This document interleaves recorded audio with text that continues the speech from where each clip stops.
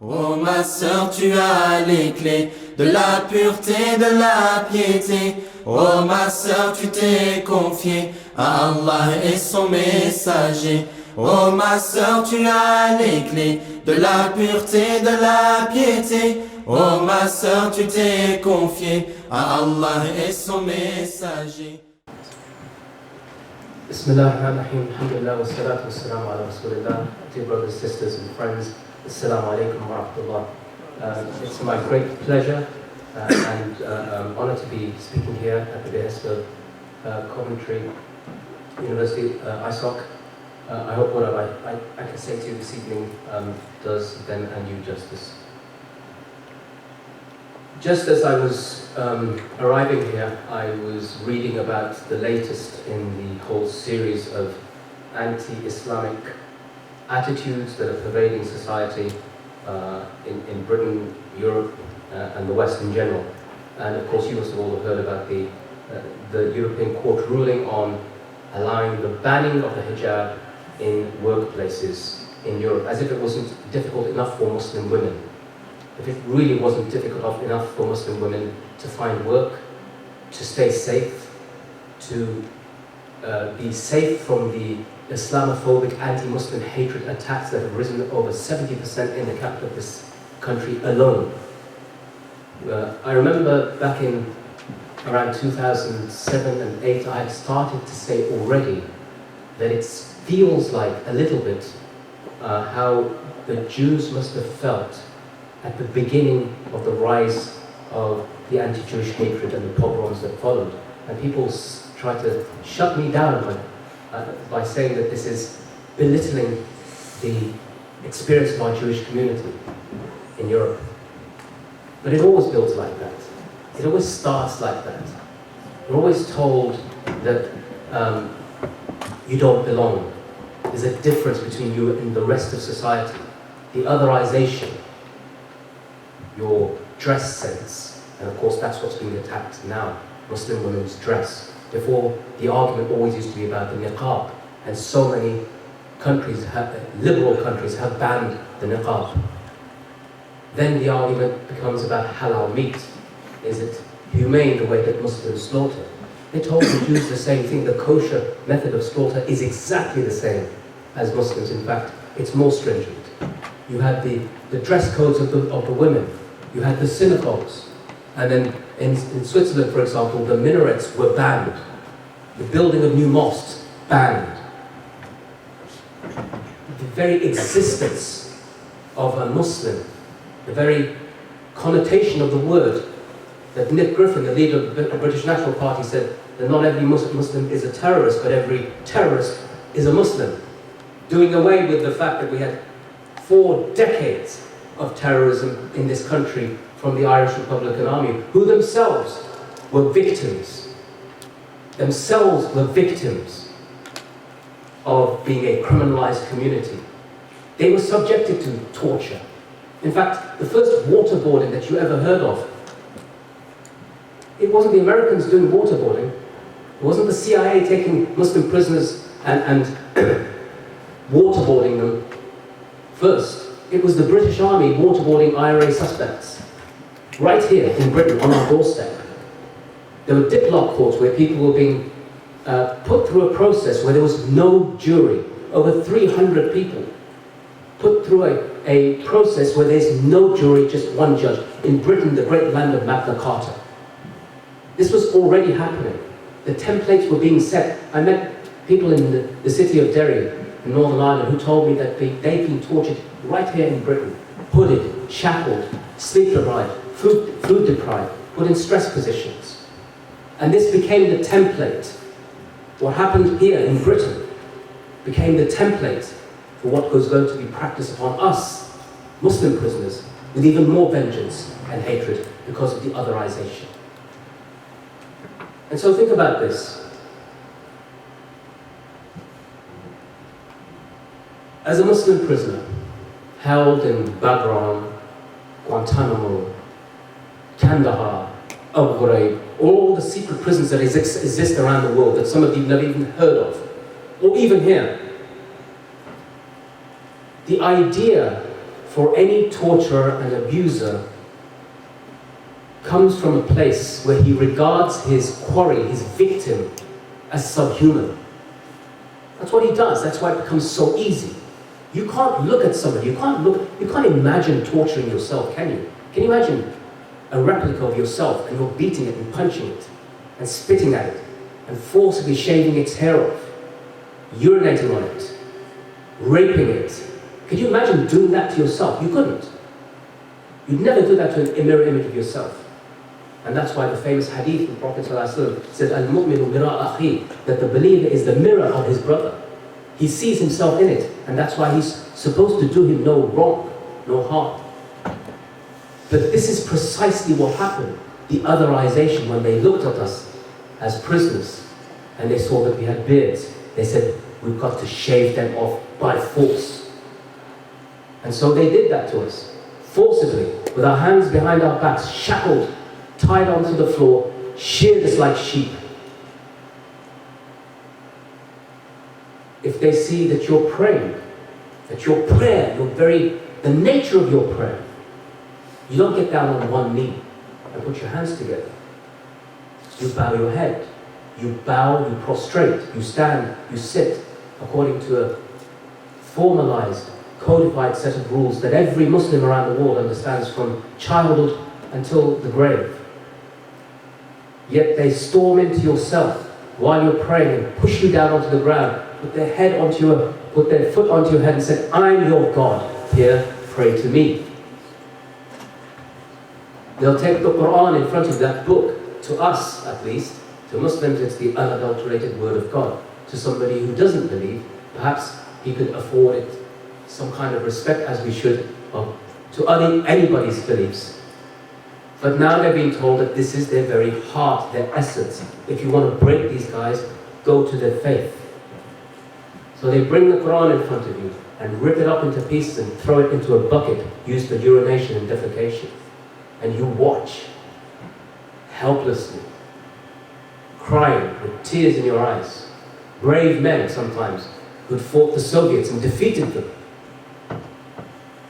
standing there with their hair shaved off and their beard shaved off, crying like babies, because their very heart has been ripped out, their soul has been trampled upon. All in the name of the war on terror, something that the majority of us, in terms of the 9/11 attacks, had nothing to do with, didn't agree with, didn't support, didn't know who was taking part in it. But don't let the facts, never let the facts get in the way of a good demonization. That's what was going on. So just to tell you a little bit about my story, I think, I don't want to dwell upon it too much, but in 2001, I moved with my family to Afghanistan to live and work on a project to build schools in some of the regions that were run, or Afghanistan was run by the Taliban at that time, and these were girls' schools, and also to build wells. We remained there happily until the 9/11 attacks, and then they were followed by the US-led invasion. We evacuated, myself, my wife, my children, young children, evacuated under carpet bombs and vacuum bombs and smart bombs and dumb bombs and cluster bombs and bombs you can't describe the name of, and eventually made it to Pakistan, where my parents originated from. And on the night of the 31st of January 2002, there was a knock on my door in my house in Pakistan, and in stormed a whole group of people with guns and tasers crackling away. They pushed me onto the forecourt of my home, shackled my hands behind my back, shackled my legs and put a hood over my head and blacked out my life for the next 3 years. They took me to a secret location in Pakistan, but before they'd done that, it was clear from the people that were talking to me that these were Americans. Pakistanis, sadly for us as Muslims, were simply lackeys, simply doing their bidding by the masters. They had no problem, they had no issue. They apologized to me, the Pakistanis, but the Americans were running the show. And so me, like hundreds, in fact thousands of others, were picked up from different parts of all around the world and eventually sent off to the Bagram Detention Facility, which is a US military base in Afghanistan. I ended up spending approximately 11 months there. During my time there, I saw one person who tried to escape, get beaten to death by American soldiers. Another prisoner rather, had his hands tied up above the top of his head to the cage and was left there suspended and punched and kicked repeatedly until the blunt force trauma that hit him in his leg caused his heart to stop, the blood to stop circulating, and he died. His name was Dilawar, and he was a taxi driver. And you can see, if you want to know more about him, there's a film called Taxi to the Dark Side. It won the Oscar for Best Documentary in 2008. And if you want to take a look at some of the things that Dick Cheney said at that time, that the CIA will be operating in the dark side, in dark areas, and we will do what is necessary. And boy, did they do what was necessary to create and to exacerbate the war situation. Just think about this. Think about this carefully. Before 9/11, Al-Qaeda and the Taliban were small organizations whose members could be counted, at least in terms of their leadership, on your hands. They were in a specific geographical location. After 9/11 and what ensued, the response to 9/11 gave Al-Qaeda franchises all over the world. So there now is Al-Qaeda in the Islamic Maghreb, Al-Qaeda in Bilad al-Hind, Al-Qaeda in Bilad al-Sham, Al-Qaeda in the Far East, Al-Qaeda in Europe. The list goes on and on and on. And if you thought that was bad enough for the security services, then out of the debris of Iraq, where Al-Qaeda first went into as a result of the invasion, you got today ISIS. ISIS was, as President Obama said, an unintended consequence of our invasion of Iraq. Now, I don't understand what an unintended consequence is, because once you bomb people, imprison them, torture them, abuse them, relegate them to a subhuman status, alienate them, and create a fault line or build upon a fault line that existed between different groups, Shias and Sunnis and Kurds over years, there's nothing unintended about that. That's very intended. Your bombs didn't just fall out of the sky by accident. And so you see, dear brothers and sisters, I try to relate everything that my experience back to a bigger picture, because I'm tired of really trying to make it about my personal story. It's not. It's just a story. And I compare it to the multitude of people held in Guantanamo without charge, without trial, and held for now almost 15 years. 15 years. One of my closest friends is a man called Shakir Ahmed. And if you heard from him, my story would pale in significance in relation to him. Can you imagine being taken into military custody and being treated in the way that I described, shaved and punched and kicked, and seeing all of those things that I said about your very existence, the heart being ripped out of what it is that you believe in, for 14 years? Shakir Ahmed spent about 7 or 8 in pure solitary confinement. Solitary confinement means you're in a room where you're unable to take 3 steps, more than 3 steps in any direction. A windowless cell. The only people you can talk to is those who deem you to be the most dangerous man on the planet. Interrogators or soldiers. You have no meaningful communication with your family. No phone calls, no television, no radio, no newspapers. You have to fight for everything. You have to go on hunger strike. Just as the Irish Republican prisoners had to go on hunger strike for their rights. Became an inspiration for some of the Guantanamo prisoners to get their rights. The rights that when a soldier comes into your cell when you've been taken off for interrogation, that when you come back you don't find a blueprint on your Quran, or a spit mark, or something even worse that I don't want to describe, or somebody's written profanities in your Quran, and you think to yourself, as I said to you before, that to some people this may be simply ink and paper in a strange, flowering language. But to us, it's our very heart. Some prisoners, in fact, went to this length. They said that if you will use me as an excuse to desanctify this Quran, to desecrate this Quran, then I hand it back to you, and you are responsible in this life and the next for what you do to it. I hand it back to you.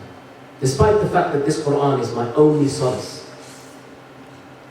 This Quran that I used to learn as a child, that perhaps I didn't contemplate on enough, that I didn't consider and ponder on its verses enough, is the only thing that's familiar to me in this place.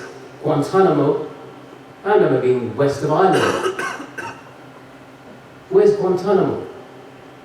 Most of the prisoners never even heard of it. Why did they choose Guantanamo on Cuba? Cuba, the country where World War III was going to begin from. Why did they choose that place? Of all places, America's got bases all over the world. It's to stick it to Cuba, it's to say, you are our arch enemy. That on this soil, we're going to put something so that the world knows. Think about this, guys. You just saw, some of you must have seen the Roots recently, right? With the story of the history of slavery, the story of Kunta Kinte and how he's brought over by English slavers from the Africas and taken to the Americas and tortured. Kunta Kinte, of course, is a Muslim. And holding on to his faith. Holding on to his faith. You've seen that part where he lifts up his child and he says, behold, the only thing greater than you, and makes him looks at the stars and says, Allahu Akbar. Well, think about this. The last time that Muslims were taken in chains from Africa or Asia by the Americans to the Americas was slavery. In fact, some of this stuff is so entrenched in the minds of some of the people who were involved in doing this. It goes back a long time. We used to get served a dish in Guantanamo, black beans and rice. Do you know what it's called in its original Spanish? Moros y Cristianos. Muslims and Christians. And I'd asked some of the black soldiers, I said, which one are you? The racism that exists, that's inextricably linked to the war on terror, is one of the reasons why it's so easy to demonize us. My lawyer, first whoever came, Clive Stafford Smith, to Guantanamo, he said something that was so prescient. He said that, the Americans, they hated black people. It's evident in their history. All the laws, the Jim Crow laws, the torture and the abuse and the dehumanization and the removing of their very dignity and their identity. So they hated them, but they never feared them. They never feared the black man, really. But they feared the Soviets because they were a nuclear power. They feared their massive conventional army and their nuclear weapons. The Cold War proves it. Great time of fear. But they never hated them. They hated them because essentially they kind of looked the same. But you Muslims, they fear you and they hate you. And this is a white, liberal, human rights lawyer who had been defending people on death row for years in America. He said this to me, in Guantanamo. And though hard it is to accept something like this, he's right. He's right. We're facing it across the board. And this doesn't mean at all that we reciprocate the hate. There's a beautiful verse in the Quran that we know, and Ya ayyuha alladhina amanu kunu qawwamina lillahi shuhada'a bil qist. O you who believe, stand up as just witnesses for Allah.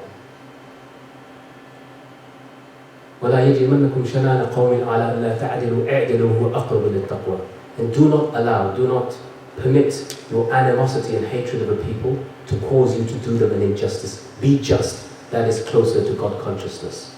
That's what the Quran teaches us. It means even those who have been hostile towards us, who have been belligerent towards us, who have harmed us, who have desecrated our very sanctity, we don't need to reciprocate. Our tormentors, our oppressors, our abusers are by no means our teachers. We have greater teachers than that. We have greater teachers than that. There's a beautiful hadith, as some of you may know, which says, "Bada al-Islam ghariban wa ya'udu ghariban kama bada fatuba lil ghuraba."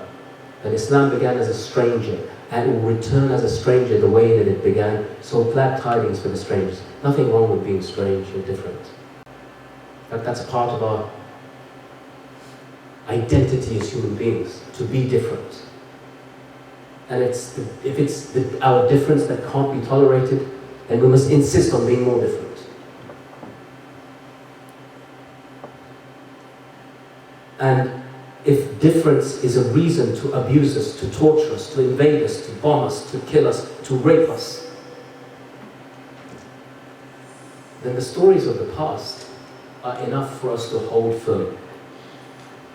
The great, beautiful statement of Shaykh al-Islam bin Taymiyyah was this: ماذا يصنع أعدائي بي فجنتي وبستاني في صدري. What can my enemies do of me? For my paradise and my gardens are in my chest. أينما رحت لا تفارقني. Wherever I went, wherever I go, they will never leave me. فحبسي خلوة. Imprisoning me is time for solitude with my Lord and meditation. وقتلي شهادة. And killing me is martyrdom.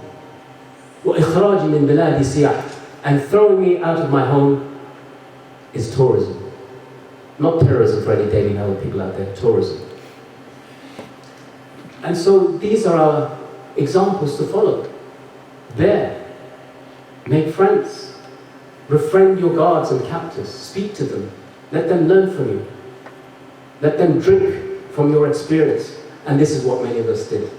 And you'll perhaps be surprised or not be surprised, depending on your point of view, that many of our soldiers, our guardsmen, those who were told that these people are the worst of the worst, those who had shackled us and behind our backs and pushed us into the bowing position, those who put a mask over our mouths as they transported us, and ear defenders over our ears so we would hear nothing, and goggles over our eyes so we would see nothing, and our mouths covered so we couldn't bite them, which is what they were told we were capable of doing. Those very guards became our friends. In fact, some of them actually in Guantanamo said, "Ashhadu an la ilaha illallah wa anna Muhammadan Rasulullah." Some of them became Muslims in Guantanamo. Not despite our experience, but because of witnessing our experience. Because of seeing how we referred to what we believe to be our moral compass every time something bad happened to us. We weren't always right, we weren't always angels, we made mistakes. Some people fought back, some people spat, some people threw urine, some people did other things. We were not angels. We were human beings. But that's what made it all the more effective on the conscience of many soldiers. And many of those soldiers have become my friends. Some of them have visited me in my home. Some of them have stayed in my home. And I've said jokingly to one of them, "You're most welcome in my house, but this night I have the keys." You know, there's this practice that happens in Guantanamo, even to this day, every day. And it's important that I share it with you. The Americans are required by military protocol to, at sunset precisely, when the national anthem tune plays, loud, blurted upon speakers all around the island, they're required to face the huge flag that's in the middle of the Guantanamo camp and stand towards it at attention and salute it. A lot of the soldiers will tell you that they think this is a really silly thing to do, but nonetheless they will do it. Now, as you all know, or most of you know, that at sunset precisely, the Muslims are calling Allahu Akbar, Allahu Akbar. Ashhadu an la ilaha illallah. Right? That's what's happening. There's a battle for the airwaves. National anthem on one side, US, Muslim anthem on the other side. And so you've got a group of people who are in military khaki combat gear saluting the flag. Simultaneously, you have a group of people regarded as their enemy in the same place, wearing orange, saluting their object of their devotion, Allahu Akbar. It's fascinating to see. And it's an Australian prisoner who pointed this out. He said, look, two groups of people worshipping the object of their devotion. And you see, that process happens daily, reminding people, guards and soldiers, about why they're really here for. And each one makes his choice. I was eventually released from Guantanamo after 3 years, both in Bagram and in Guantanamo. I was never charged with a crime. I was never prosecuted. I never saw any evidence against me. Yes, I did sign a confession that I was a member of Al-Qaeda, but if you've seen this film, when the still is taken, it's called The Confession. You'll understand why and what that confession was about. In the end, it didn't make any difference. Confessions and the duress and torture and threats of your wife being tortured and your children being tortured really will never materialize into anything real eventually, and that's what happened.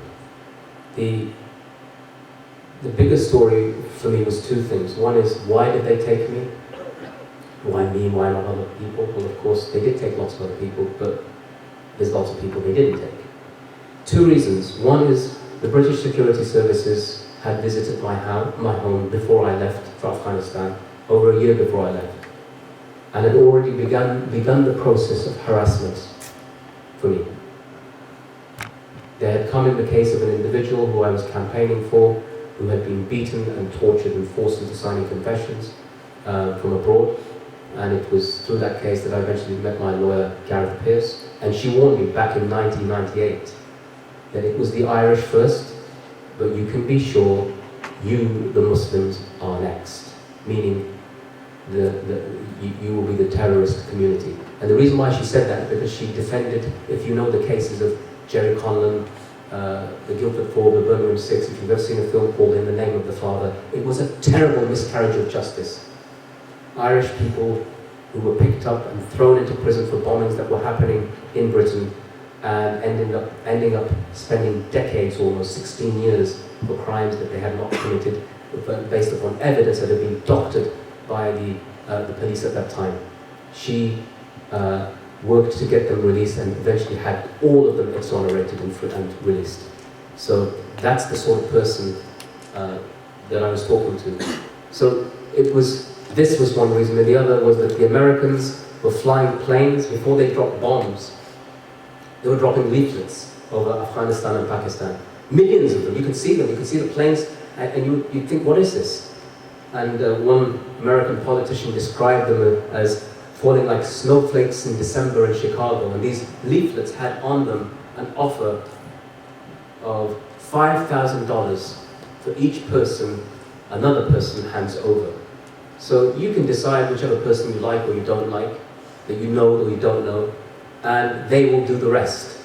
Remember, after 9/11, nobody knew who'd done it. Nobody knew who'd done 9/11. And I'll tell you why, it's simple. Because the people who did it were in the planes. And they were all killed. So no one knew who did it, because the people who did it were dead. Now you can talk about the facilitators and the supporters and the organizers. The people who did it, they weren't around. So then after that, it was let's get everybody we can. And the first criteria, if anybody has any doubts, for you to be a prisoner in Guantanamo or Bagram or in the war on terror, is that you must be a Muslim. You must be a Muslim. It's the first criteria. If somebody says that you're not a Muslim, but you've committed acts of terrorism, you're not going to Guantanamo. True or not? Nobody can refute that at all. Nobody. I didn't see any Tamil tigers there. Tamil tigers who used to carry out suicide bombings. I didn't see any IRA or real IRA there. I didn't see any Shining Path guerrillas. I didn't see any white supremacist terrorists that exist right across America, from the Michigan militia and elsewhere, those who carried out bombings in Oklahoma and elsewhere. I didn't see any of those people there. Guantanamo is reserved only for Muslims. And if anybody wishes to challenge that, please give me some evidence. So it tells you that this black hole that exists in Cuba, designed only for one group of people, Muslims, was placed there just to tell the rest of the world, we can do this and the rest of you can do nothing about it. You can scream and cry, human rights abuses and whatever it is. To this day, my experience in Guantanamo is history. But Guantanamo is the current, it's present, it's there right now. Obama, the leader of the free world, think about this, the leader of the free world, that our closest ally, we elected, says that I will keep Guantanamo open. He says, I will waterboard prisoners, and I believe torture works. Really? You seriously think torture works? Let me tell you what torture does. When I was held in the Bagram Detention Facility in 2002, the Americans, the CIA interrogated me and they said, if you don't cooperate with us, we will send you to Syria, to Bashar al-Assad in Syria, or to Hosni Mubarak in Egypt. And you know, as a Muslim male, that the kind of torture these people will do will make our torture pale in insignificance. And it was a real threat. They had and were sending people to these countries to be tortured. In fact, they told me they sent a man called Ibn al-Sheikh al-Libi, a Libyan al-Qaeda suspect, which he, of course, wasn't, which was later learnt. They sent him alive in a coffin, to the USS Batam, a warship in the Persian Gulf, and from there to Egypt. And he was tortured by Omar Suleiman, Hosni Mubarak's intelligence chief. During that interrogation, he gave a false confession because the interrogation included being raped and electrocuted and waterboarded and worse, which is normal in Egyptian torture cells. He gave a false confession that Al-Qaeda was working with Saddam Hussein on obtaining chemical weapons. The United States took that information. The Secretary of State of the United States, Colin Powell, presented that information in front of the UN Security Council as credible evidence to invade Iraq. So that's what torture gets you. They invaded Iraq. They found no weapons of mass destruction. Ibn Sheikh al-Libi retracted his statement. He said it was under torture. He was sent back to Libya, where he was found dead in his cell, hanged in 2009, May. Al-Qaeda, that had previously only existed in Afghanistan, what did they say? Abu Musab al-Zarqawi took his organization, Jamaat al-Jihad al-Tawheed, came into Iraq, set up its organization, and said, now we're going to fight you crusaders.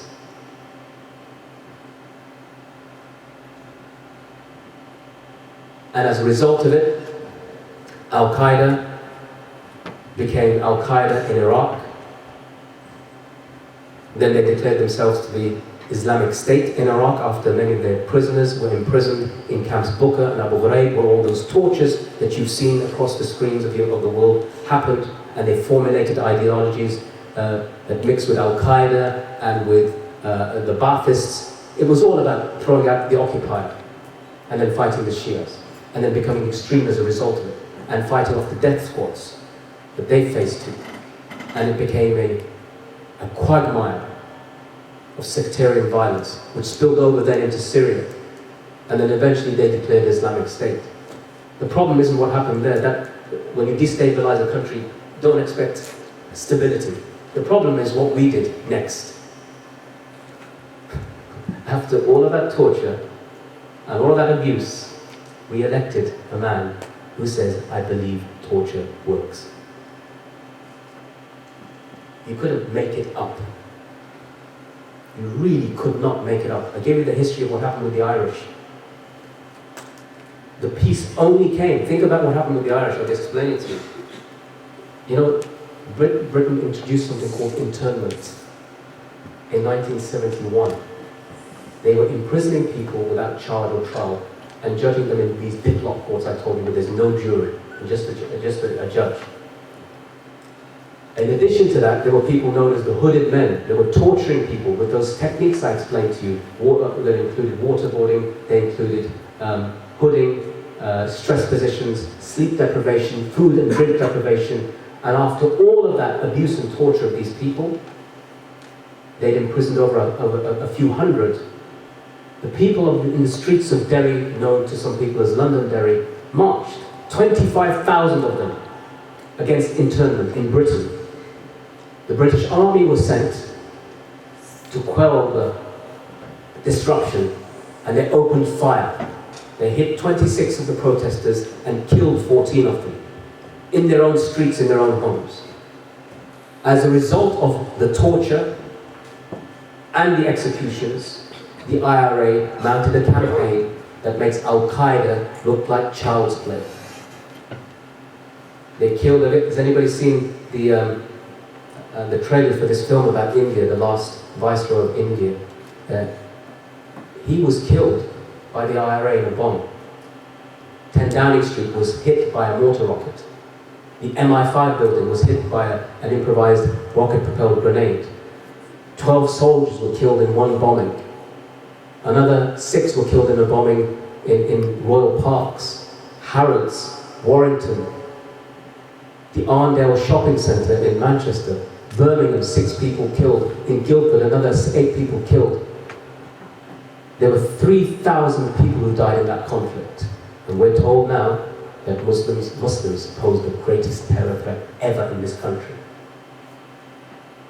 And so you see, this is what happens, dear brothers and friends and sisters, is that if you allow the dehumanization of a population, the vilification, the marginalization, the pushing to the edges, the pushing to the extremes, saying their very existence has no place in society, then the next threat comes along. One of the things that blindsided the government, they've been focusing on completely, going on and on and on, the government and the tabloid media, till we're sick to death about hearing about Muslim radicals and Muslim extremists and Muslim terrorists. They didn't see what was happening. There was something building up in this country, and everybody was remaining silent about it, until the murder of Jo Cox MP, a British member of Parliament, butchered in her streets. By whom? We were hoping and praying, God, please don't let it be a Muslim. But it wasn't. It was something lurking underneath. Something that the British courts have refused to even recognize as terrorism. If you look at the case of Robert Cottage, a guy who was found with the largest chemical cache of weapons in recent history. He had a list of targets. Supporter of the BNP, a councillor for the BNP. Prosecuted only under the 1886 Explosives Act, not as a terrorist. Ryan McGee, a soldier, ex-soldier, caught with 2 pipe bombs, 187 pieces of extra shrapnel to cause damage. EDL no surrender flags, Ku Klux Klan memorabilia and paraphernalia. Russian neo-Nazi group beheading videos of immigrants. Can you imagine what would happen if a Muslim with all of that gets arrested and prosecuted? I know, I've been in prison here, he would be put away for a long, long time. The judge in this case said that he was a confused teenager and he was prosecuted under the 1800 Explosive Act and given 2 years. We know with the rise of the far right, Anders Breivik killed 72 kids. We know in America recently that in Canada, 6 people were shot dead as they prayed in a masjid. Inshallah, they're martyrs, shaheed. It's the best way to go. But it tells us that you've been so busy targeting Muslims. Muslims who, after all, constitute 4.5% of the population in this country. And if you look at the statistics, I don't know the exact number, but it's 0.01 or 2 or 3% of Muslims that are actually involved in acts, and I mean acts of terrorism, violent terrorism. I don't mean in this people who download stuff from the internet, people who write poetry, because even in this country, the great land of Shakespeare and poetry, Muslims have been prosecuted, convicted, and sent to jail for writing poetry. Young girl called Samina Malik in 2008, convicted under the Glorification of Terrorism Act for writing poetry, for God's sake. Ahmed Faraz, convicted for distributing books. Yes, they addressed the concept of jihad, that's true. But the books essentially were written 80 years ago. One of the books was written 800 years ago. Like I said, never let the facts get in the way of a good prosecution. This is the world we're living in right now. And if it wasn't bad enough, we've got these right-wing think tanks, neocons, or whatever you want to call them, permeating through society, making lots of money on the basis of our discomfort and harming us. And they're not abating. Their voices reach right to the top. It's the governments that are in power now. Think about who's one of the first people to go and meet the racist, open Muslim hater, Donald Trump. One of the first people to congratulate him online, at least, was David Duke, the head of the Ku Klux Klan. But one of the first leaders to go and visit him was our Prime Minister, Theresa May, because we have a special relationship. There's a beautiful hadith of the Prophet ﷺ. He said, "Unsur akhuka zaliman aw madhluman." If she'd understood this, then perhaps she might have been a little bit guided. But of course, this hadith means, the Prophet said, that support, help, assist your brother, whether he is oppressed or an oppressor. Now, when he said this to the companions, they were shocked, because it was natural to them to respond to the concept of natural justice. We understand, Ya Rasulullah, we understand, O Prophet, that we must come to the assistance of somebody who's oppressed. But how do we help an oppressor? And he said, by stopping his oppression. She could have done that. She could have gone and said openly, no, Mr. Trump, torture has a universal prohibition. It is a crime. In fact, it's a war crime. It's a war crime. Do you know that, just so I can explain to you, waterboarding has nothing to do with like the sea and surf. Waterboarding is a torture technique that was first used during the Spanish Inquisition by the Spanish Reconquista, and that was to weed out heretics who had been Muslims from the people who reigned there before, or Protestants, or people from a different Christian belief, or Jews, to weed them out. And the way they did it is they would tie them to a bench, hands, legs, and head. Then they would pour water, you know, this stuff of life. This stuff of life. They would pour this onto the person's mouth continually until the person feels like they're drowning. You know, like when you go swimming and you get some water into your nose, you can't stand that feeling. You can't, it really hurts, it goes to your brain. Imagine that sustained, continuous, for such a long time. That's what they did. And Japanese soldiers who did this to American POWs in World War II were prosecuted successfully for war crimes, convicted and executed. Even George Bush, when he came along, he said that this technique, it's not torture. It's just enhanced interrogation techniques. Even he wouldn't call it torture, because he knew if I call it torture, if I accept that torture works, then that's a prohibited, universally prohibited war crime, and I'm liable to prosecution. When Obama came into power, though his rhetoric was different,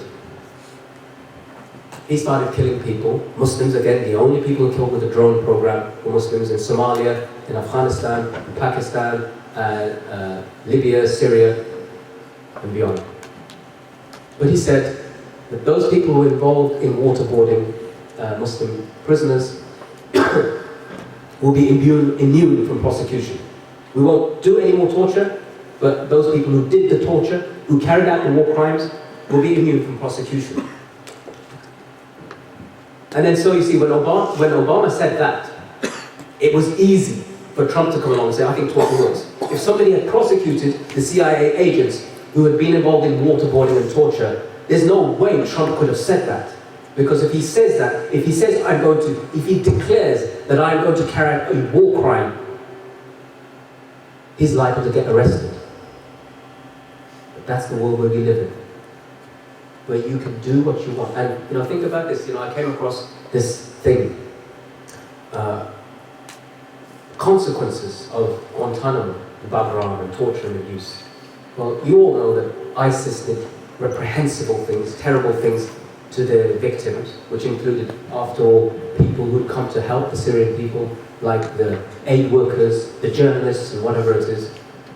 But ISIS is reported to have waterboarded one of their American victims, precisely as a message to the Americans, saying, well, we learned it from you guys. And also, the second thing is they dressed them in orange suits and executed before they executed them. So Guantanamo itself becomes this tool in the hands of people whose presence is a result of some of the worst type of torture that exists. Now, I know what I've said to you is quite heavy. Some of the stuff is heavy. It's difficult to digest and take, and I don't expect you to remember everything, follow everything, or even believe everything. I would simply ask you to do this: research everything. And if there's anything you doubt, check it out. But what I would like to finish on is that there's a road ahead of us, and it's a strong, hard, long, difficult road. It has many pitfalls in it, and we have friends in places that perhaps we didn't first consider. We had no idea, in fact, that they were there.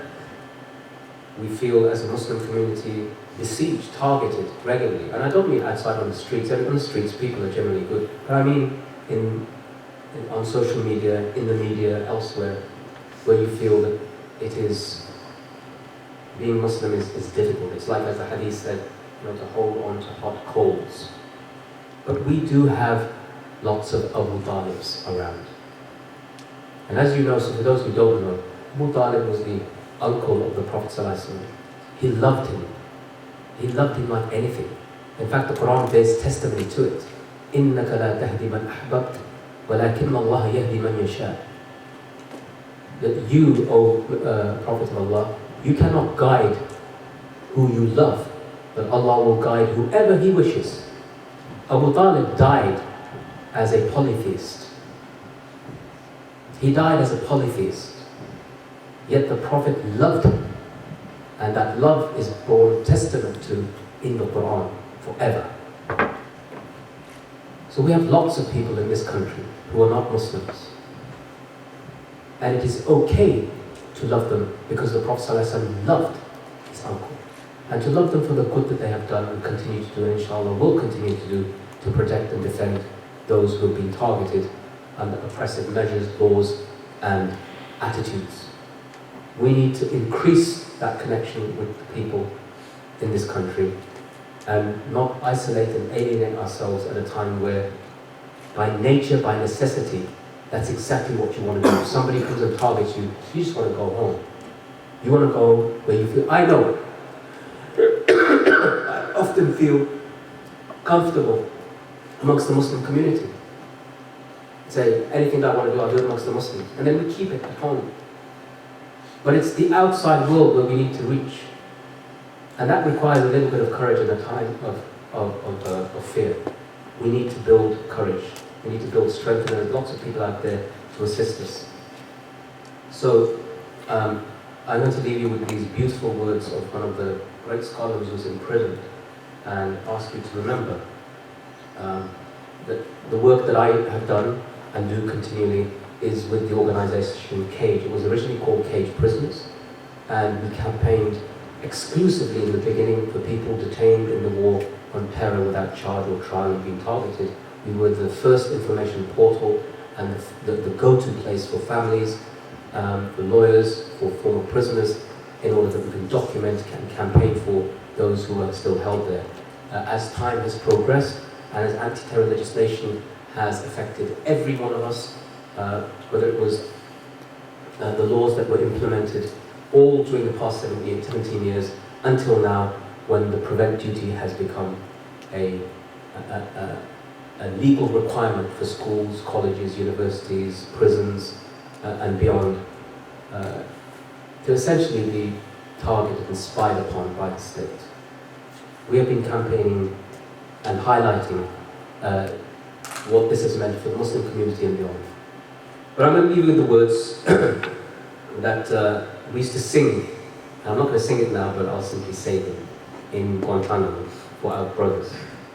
أخي أنت حر وراء السدود، أخي أنت حر بتلك القيود، إذا كنت بالله مستعصما فماذا يضيرك كيد العبيد.